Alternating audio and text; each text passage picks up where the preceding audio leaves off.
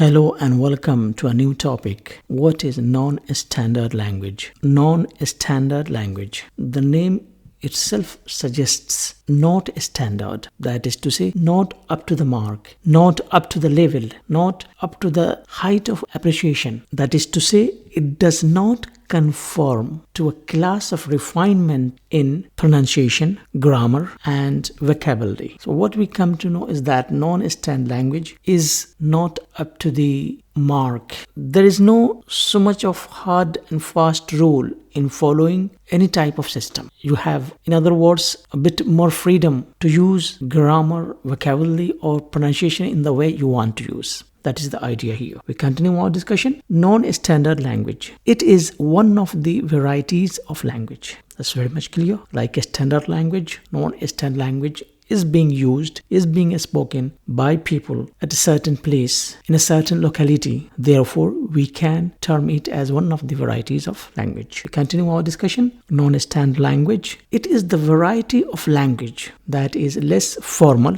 less polished, and less prestigious. And to add, it is more localized rather than it has global appeal or international influence, and so on. We continue our discussion with different ideas about non-standard language. That is one of the reasons why it cannot be acquired through education, through schooling, and through training. So, non-standard language, since it does not follow any system of pronunciation, grammar, and vocabulary, therefore it cannot be introduced at the level of education, at the level of schooling or training at any stage. We continue with some more ideas about non-standard language. It is the language that has not benefited from the institutional support. So, non-standard language is largely ignored and does not have any kind of support. That is to say, has not received major funding from the government and has not appealed to the educated class of people, to the civilized class of people, to the rich class of people. The people who use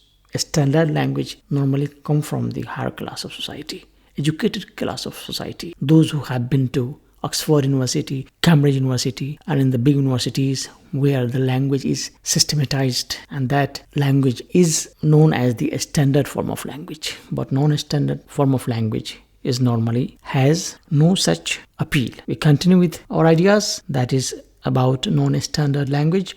That is why this is not, that is to say, non-standard language is not the language of print media and electronic media. That is one of the reasons why non-standard language is not the language of broadcasting, whether it is print media or electronic media. When I say print media, it includes books, newspapers, and magazines. When I say electronic media, it definitely includes television and radio. I hope you understand the concept.